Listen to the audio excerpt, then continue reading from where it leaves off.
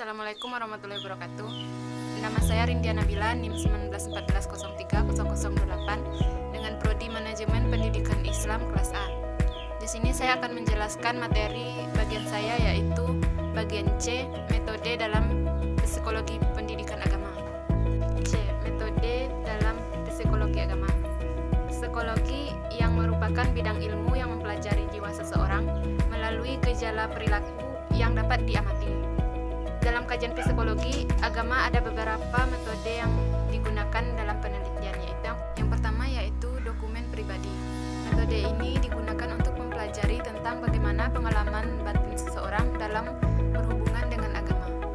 Untuk mempelajari informasi mengenai cara yang ditempuh adalah mengumpulkan dokumen pribadi seseorang dengan berupa autobiografi, biografi, atau tulisan yang dibuat oleh diri seseorang tersebut. Dalam penerapan metode dokumen pribadi ini dilakukan dengan berbagai teknik atau cara, yaitu yang pertama, teknik nomatik. Teknik nomatik ini merupakan pendekatan psikologi yang digunakan untuk memahami tabiat atau sifat-sifat dasar manusia dengan cara mencoba menetapkan ketentuan umum dan hubungan antara sikap dan kondisi-kondisi yang dianggap sebagai penyebab terjadinya sikap tersebut.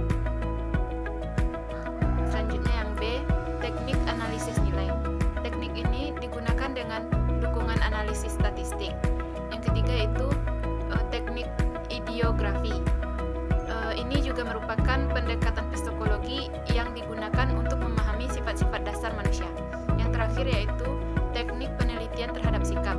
Teknik ini digunakan dalam penelitian biografi, tulisan, atau dokumen yang berhubungan dengan individu yang akan diteliti. Yang kedua yaitu kuesioner dan wawancara. Metode ini digunakan untuk meneliti proses jiwa beragama seseorang yang masih hidup.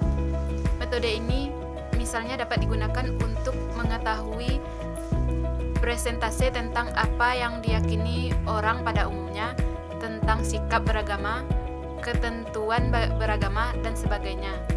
Yang pertama yaitu pengumpulan pendapat masyarakat. Cara yang dilakukan melalui pengumpulan pendapat khalayak normal. Data tersebut dikelompokkan berdasarkan kepentingan pribadi. Yang kedua yaitu skala penilaian.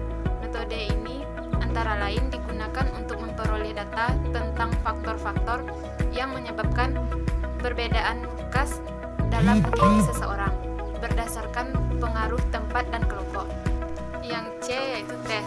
Metode tes ini digunakan untuk memperoleh tingkah laku keagamaan seseorang dalam kondisi tertentu. Yang D yaitu eksperimen. Eksperimen digunakan untuk mempelajari sikap-sikap tingkah laku keagamaan seseorang melalui perilaku khusus yang sengaja dibuatnya. Yang E yaitu observasi. Melalui pendekatan sosiologi dan antropologi, penelitian dilakukan dengan menggunakan data sosial, yaitu dengan mempelajari sifat-sifat manusiawi orang perorangan atau kelompoknya. Yang F, pendekatan terhadap perkembangan.